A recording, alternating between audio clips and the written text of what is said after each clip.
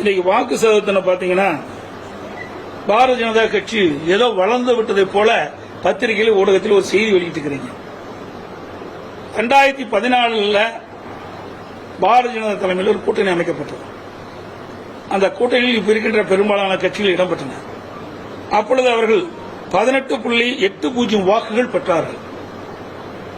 2024 இப்பொழுது அந்த கூட்டணி பெற்ற வாக்குகள் 18.28 வாக்குகள், குறைவு 0.62% வாக்குகள் குறைவாகத்தான் பெற்றிருக்காங்க.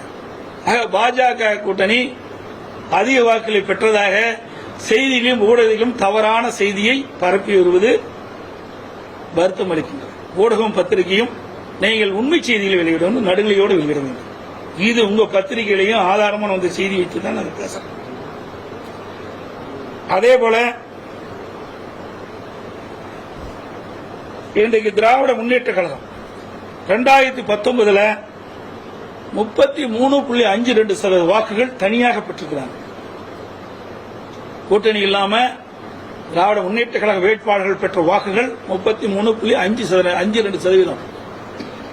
2024 இப்பொழுது நடந்து முடிந்த நாடாளுமன்ற தேர்தலில் திராவிட முன்னேற்ற கழகம் தனியாக அவருடைய வேட்பாளர் பெற்ற வாக்குகள் 26.93.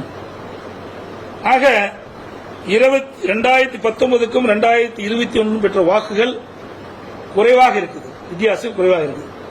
ஆக குறைவான வாக்கு வித்தியாசம் 6.59.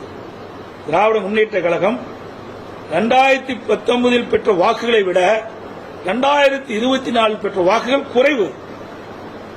ஆக அவருடைய வாக்கு சதவீதம் இன்றைக்கு குறைந்திருக்கிறது, 6.59% குறைஞ்சிருக்குது. அதே போல திராவிட முன்னேற்ற கழகம் 2019 கூட்டணி போட்டியிட்டு வெற்றி பெற்ற பொழுது அவர்கள் பெற்ற வாக்குகள் 53.29. 2024 அவர்கள் கூட்டணியினுடைய வாக்குகள் 46.97. ஆக 2019 பெற்ற வாக்குகளை விட 2024 நாடாளுமன்ற தேர்தலில் திராவிட முன்னேற்ற கழக தலைமையிலே இந்தியா கூட்டணி பெற்ற வாக்குகள் குறைவு, 6.32% வாக்குகள் குறைஞ்சிருக்குது.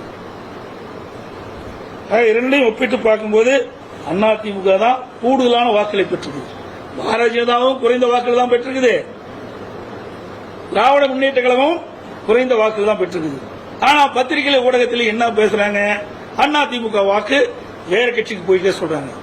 அதிமுக வாக்குகள் எங்கேயும் போகல. அதை விட 2019 நாடாளுமன்ற தேர்தலில் அனைத்து இந்திய அண்ணா திராவிட முன்னேற்ற கழகம் பெற்ற வாக்குகளை விட 2024 நாடாளுமன்ற தேர்தலில் அனைத்து இந்திய அண்ணா திராவிட முன்னேற்ற கழகம் பெற்ற வாக்குகள் அதிகம் என்பதை தெளிவுபடுத்துகிறேன்.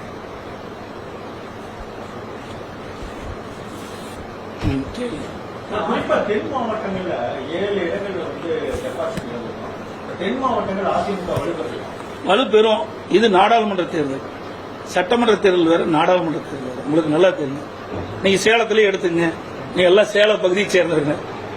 2019 சேல நாடாளுமன்ற தேர்தலில் எப்படி இருந்தது, இப்ப நடைபெற்று முடிந்த 2024 சட்டமன்ற தேர்தல் நாடாளுமன்ற தேர்தல் எப்படி இருந்தது உங்களுக்கு நல்லா தெரியும். ஆகவே நாடாளுமன்ற தேர்தல் மத்தியிலே ஆட்சிக்கு வர வேண்டும் என்பதற்காக நடைபெற்றது. சட்டமன்ற தேர்தல் வேற, நாடாளுமன்ற தேர்தல் வேற. ஆக இன்னைக்கு கடந்த காலத்தில் பார்க்கும்போது நாடாளுமன்ற தேர்தலில் அதில் உட்பட்ட சட்டமன்ற தொகுதியில் 2 தொகுதியை நாங்கள் ஜெயிச்சோம். இப்ப 8 தொகுதி நாங்கள் ஜெயிச்சிருக்கோம். ஆக அனைத்து இந்திய அண்ணா திராவிட முன்னேற்ற கழகம் வளர்ந்துதான் வருது, பின்னடை ஏற்படல. ஒரு சில தொகுதிகளை நீங்க சொல்றீங்க, அதையெல்லாம் சரி செய்யப்படும் எதிர்காலத்தில். அதிமுக வந்து வெற்றி பெற்றிருக்கலாம் பல இடங்கள்ல, பாஜக அதிமுக கூட்டணி இருந்திருந்தால் அப்படிங்கிற ஒரு கருத்து நிலவுது. இருந்திருந்தால் போயிருந்தால் அதெல்லாம் கவலை இல்லை.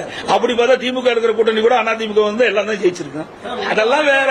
அதாவது ஒவ்வொருலையும் நடந்து முடிஞ்சதெல்லாம் வேற. ஒவ்வொரு தேர்தலும் மாறுபட்ட கருத்தா இருக்குது. 2014 வேற மாதிரி போட்டிட்டாங்க.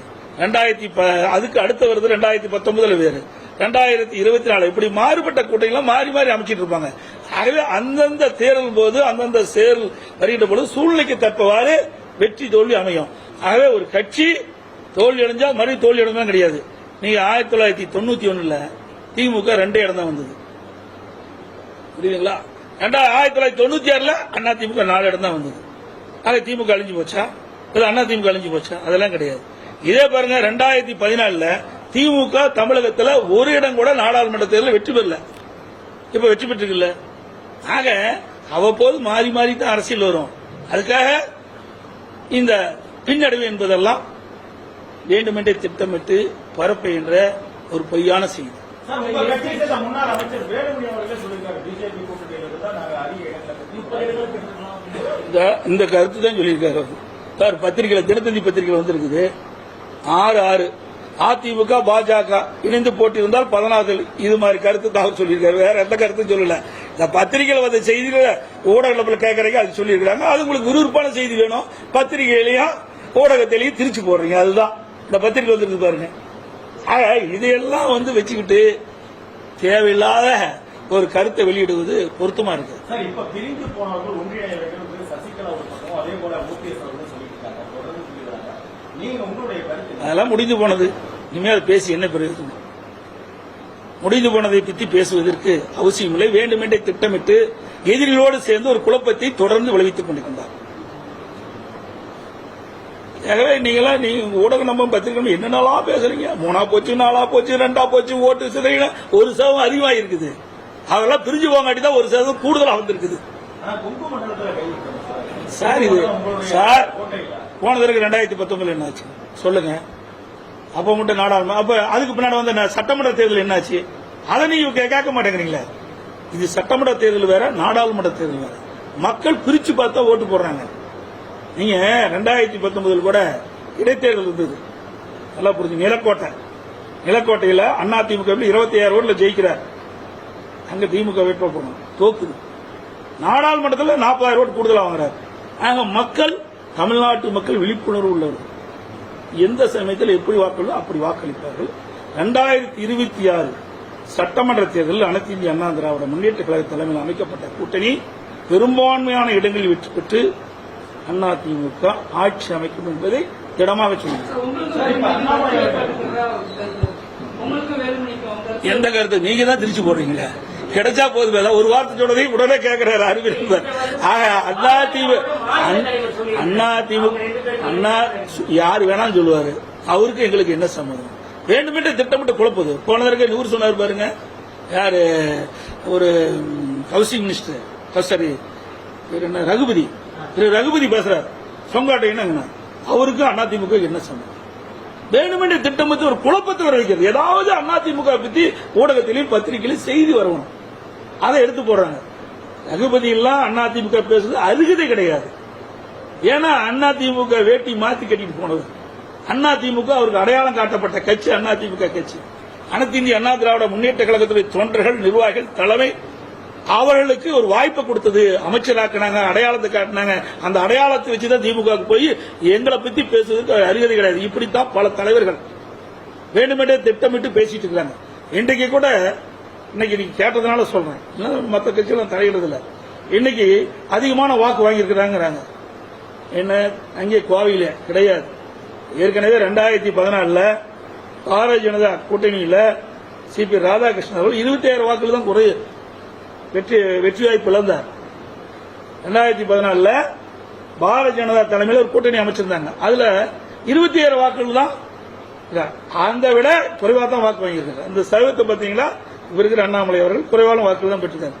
ஆகவே ஒவ்வொரு முறையும் நாடாளுமன்ற தேர்தலும் சரி, சட்டமன்ற தேர்தலும் சரி, மாறி மாறி வருகின்ற பொழுது வாக்கு வித்தியாசம் மாறி மாறி தான் வரும். இப்ப கூட பாருங்க, எடப்பாடியில் எடுத்துங்க உதாரணத்துக்கு, 2019 சேலம் நாடாளுமன்றத்தில் 2019 8250 ஓட்டு குறைவு.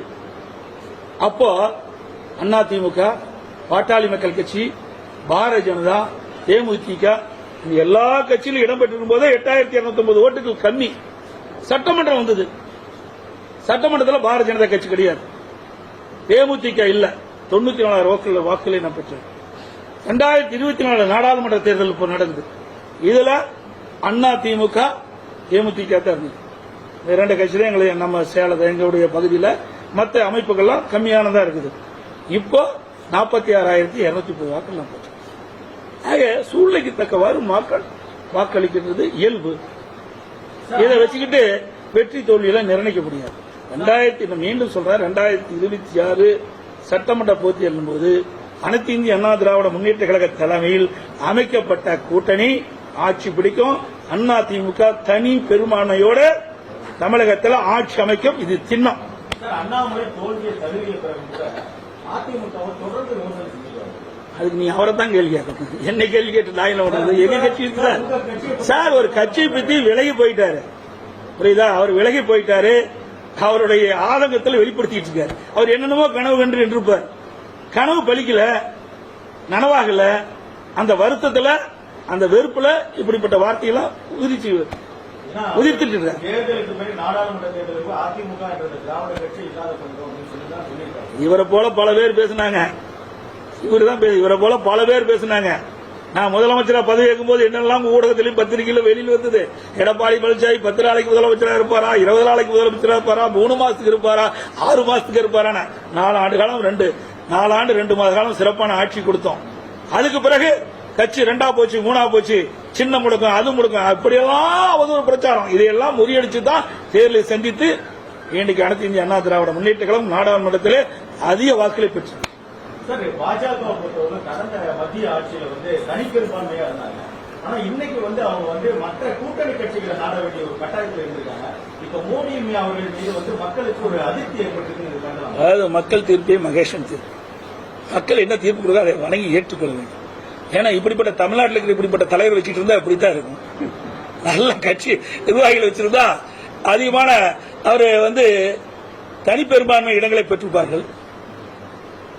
தமிழ்நாட்டில் இருக்கிற அந்த கட்சியுடைய தலைவரை போல பல தலைவர் இருப்பார்கள் போல் இருக்குது. அதனாலதான் அவர்களுக்கு பின்னடைவு ஏற்பட்டிருக்கு. அப்படி நாங்க சொல்லல. அந்த அதுக்கு என்ன பண்றது? நாங்க அப்படி ஒன்னும் விமர்சனம் பண்ணல. நீ இப்படி கேள்வி கேட்டு போட்டு பத்திரிகையில பெருசா கொட்டை எழுத்துல போடுவீங்க. அதுக்கு நீங்க பாக்குறீங்க. உங்களுக்கு விருப்பம் போல செய்தி வேணும், அதுக்கு நாகதான் கிடைச்சுவா. அதெல்லாம் கிடையாது. அதாவது அவர் யதார்த்தமா கேட்கிறாரு, ஏன் பின்னடைவுன்னு கேட்கிறாரு. இப்படி பல மாநிலங்களில் இப்படிப்பட்ட நிலைமை இருக்கின்ற காரணத்தில் சரியான முறையில் அவர்கள் அதை சரி செய்யாத காரணத்தில், அங்கங்க இருக்கிற பிரச்சனையை சரி செய்யாத காரணத்தில் சரிவு ஏற்பட்டு அவ்வளவுதான். சார், அவரு கொடுக்கறது நாங்க என்ன பண்றது? அவர் கொடுக்கிறாரா இல்லையான்னு யாருக்கு தெரியும்? யூகத்தின் அடிப்படையில் கேட்கிற கேள்வி. நாங்க கூட்டணியில அங்கம் இல்லை, பாரதிய ஜனதா கூட்டணியில அங்கம் வைக்கல. அதனால அவர்கள் என்ன செய்வார்கள் எங்களுக்கு தெரியாது. நான் ஏற்கனவே தெளிவுபடுத்திட்டேன். இங்கே தான் சொன்னேன். கிட்டத்தட்ட 23/10 சொல்றேன் நினைக்கிறேன். அதாவது எனக்கு தெரிஞ்ச ஞாபகம் 24/10/2023 உங்க பேட்டியின் வாயிலாவே நான் தெரிவிச்சிருக்கிறேன். இங்க உங்களை வச்சுதான் பேட்டி கொடுத்துருக்கிறேன். தலைமையிலும் பேட்டி கொடுத்திருக்கிறேன், கூட்டத்திலையும் பேசியிருக்கிறேன்.